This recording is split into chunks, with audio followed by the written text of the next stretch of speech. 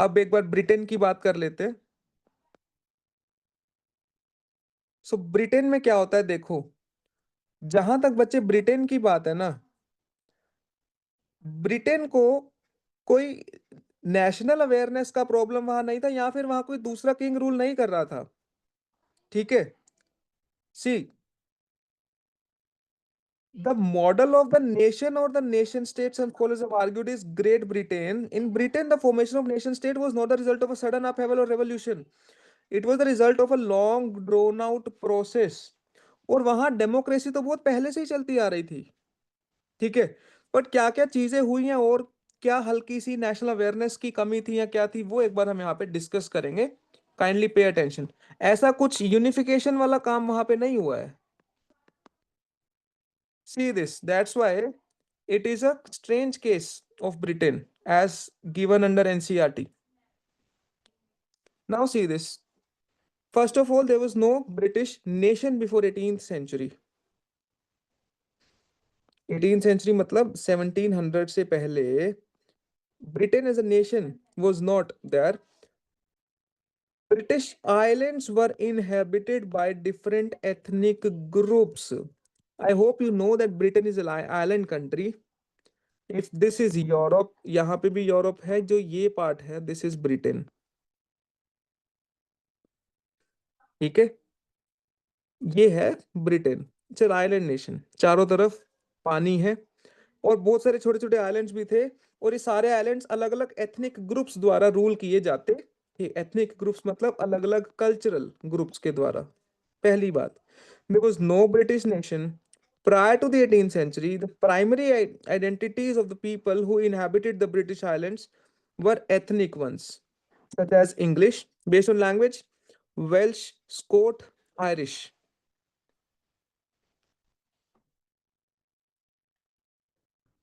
See, English, Welsh, Scot, and Irish. Now, bache, if you'll see, we are talking about Britain, we are not talking about England. Because the regions are, अब तुम्हें शायद कुछ आएगा याद, English people live in England as a country, Welsh live in Wales, those who watch cricket, those are fond of cricket must know this, कि जब Britain में match होते हैं, इंग्लैंड में मैच होते हैं, तो इंग्लैंड के ग्राउंड्स दो जगह पे है, England and Wales. Wales is a place there. And then we have Scot, again you know Scotland, and Irish which is Ireland. ठीक है। और ये सारे कंट्रीज मिलके बनाते हैं ग्रेट ब्रिटेन और यूनाइटेड किंगडम। यूनाइटेड किंगडम और ग्रेट ब्रिटेन में भी there are certain differences which will not go into that. ठीक है। तुमने ये नाम बहुत बार सुने होंगे अलग अलग, है ना, United kingdom, great Britain, England. ठीक है। सो ये सारे उनके अलग सर अलग पार्ट्स है। यस बेटा। सर बट आयरलैंड और स्कॉटलैंड अलग अलग कंट्रीज नहीं है? बच्चे, they are independent countries, that's true, but country is England also. As far as Great Britain is concerned or United Kingdom is concerned, it is the culmination of all these countries also. ठीक है। Northern Ireland is again, I believe, part of Great Britain. Once see this, see, एक बार तुम्हें map में दिखाता हूँ मैं कि ये कहाँ कहाँ है।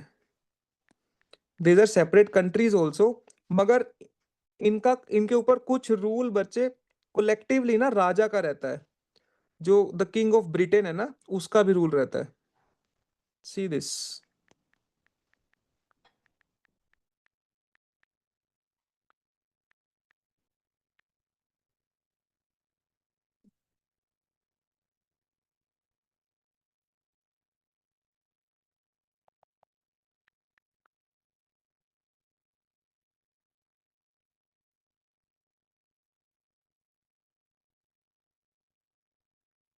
अब ये देखो एक बार। ठीक है। I hope this is visible to you. इसमें बच्चे अगर तो पर्पल लाइन देखो, ठीक है, सेंटर में, which includes England, Wales and Scotland. Kindly tell me yes or no, is this visible? England, Wales and Scotland are under Yes the sir. purple part, है ना?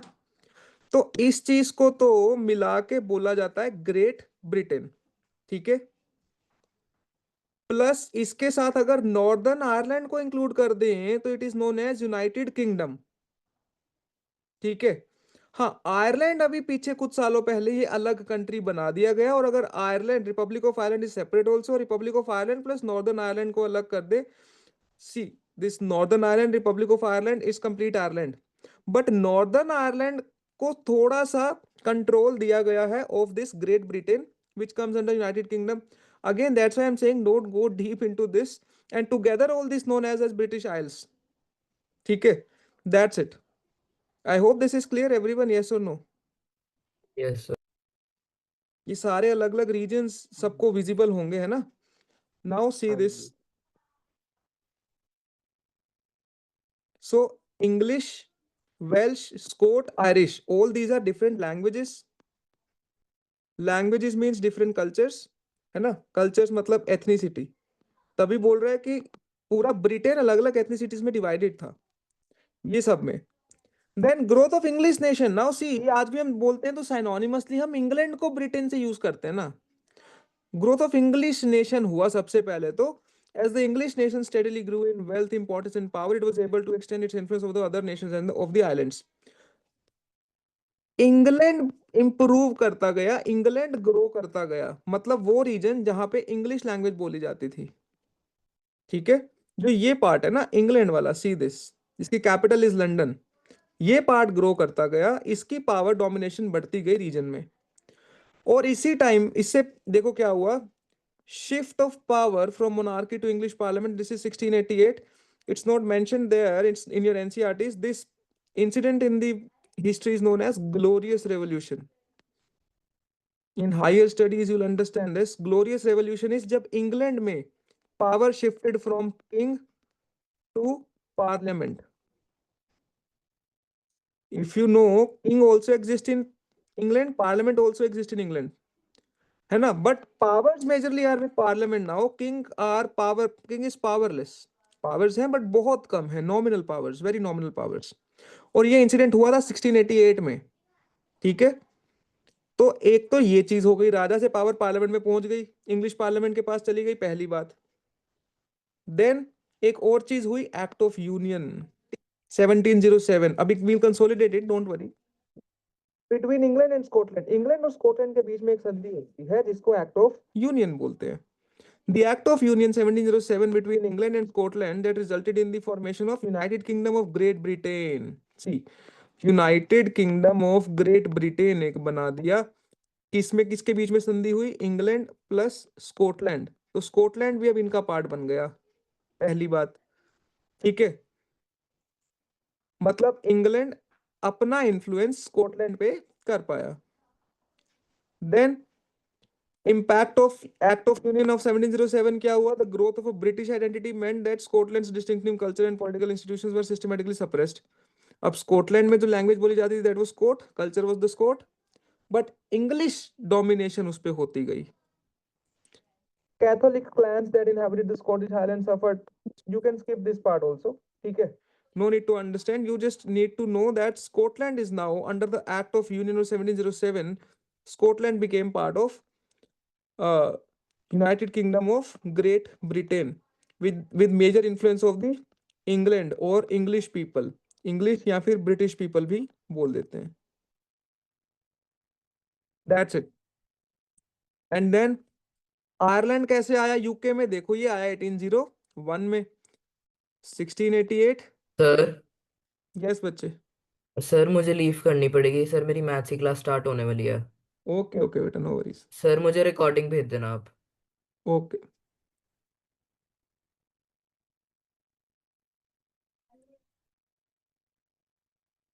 see this 1688 glorious revolution, power shifted from king to parliament. 1707 Act of Union, Scotland also became part of, Scotland merged with England only, है ना? And now in 1801 Ireland also merged. ठीक है, see this कैसे English domination हो रहा है, British domination हो रहा है, अल्टीमेटली पूरा एक एम्पायर बन रहा है, ग्रेट ब्रिटेन बन रहा है, यूनाइटेड किंगडम, ग्रेट ब्रिटेन, ये एक बड़ा यूनियन बन रहा है ना. See this incorporation of Ireland into United Kingdom 1801. Ireland was a country deeply divided between Catholics and Protestants. The English helped the Protestants of Ireland to establish. Catholics और Protestant दोबारा से आ गए. मैंने बताया था क्रिश्चियनिटी के दो टुकड़े हो गए थे, one Catholics and one was Protestants. ये हम पढ़ेंगे प्रिंट कल्चर वाले चैप्टर में भी, डोंट वरी. ठीक है. अ, अब हुआ क्या, इंग्लिश लोगों ने प्रोटेस्टेंट्स ऑफ आयरलैंड को हेल्प करा अपनी डोमिनेंस दिखाने के लिए, और एक over large Catholic country. Ireland पे बहुत सारे कैथोलिक्स रहते थे, मगर इंग्लिश लोगों ने आयरलैंड के प्रोटेस्टेंट्स को हेल्प किया कि तुम ग्रो कर जाओ. And Catholic revolts against British dominance were suppressed after a failed revolt led by Wolfe Tone and his United Irishmen. Ireland was forcibly incorporated into the United Kingdom in 1801. Ultimately, Ireland also became part of United Kingdom. That's it. Role played by England people. और जो Catholics थे, जो revolt कर रहे थे कि Ireland अलग ही रहना चाहिए, उसमें से एक आदमी था Wolfe Tone, which you need to remember, Wolfe Tone. ठीक है. England supported Protestant people, Ireland wanted the domination of Catholics, और उन कैथोलिक्स में से ये वॉल्फ टोन करके इन्होंने प्रोटेस्ट में पार्टिसिपेट किया इंग्लैंड के अगेंस्ट, मगर इनका कोई फायदा नहीं हुआ. Ireland ultimately became part of Britain only. फिर सिंबल्स ऑफ ब्रिटिश यूनियन, और फिर ब्रिटिश यूनियन के सिंबल्स बना दिए गए. ये सारे सिंबल्स हैं. If you see the British flag, जिसको यूनियन जैक बोलते हैं, नेशनल एंथम बना दिया, God save our noble king उसका टाइटल है, इंग्लिश लैंग्वेज हो गई. ठीक है, ये सारे ब्रिटिश सिंबल्स हो गए जिनकी बात करने लगे. That's it. ठीक है. So this was basically unification और a unique strange case of Britain. ठीक है. Again let's once consolidate this.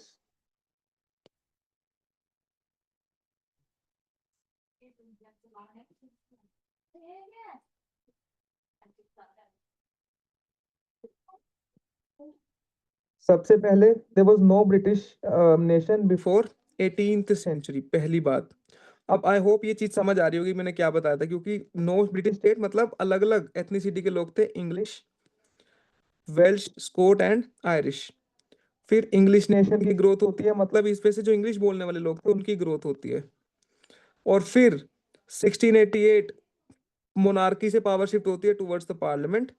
फिर स्कॉटलैंड पार्ट बन जाता है ब्रिटेन का, फिर आयरलैंड पार्ट बन जाता है ब्रिटेन का, और फिर symbols of British nation, new nation की बात के सिंबल्स बनाए जाते हैं, like Union Jack, national anthem.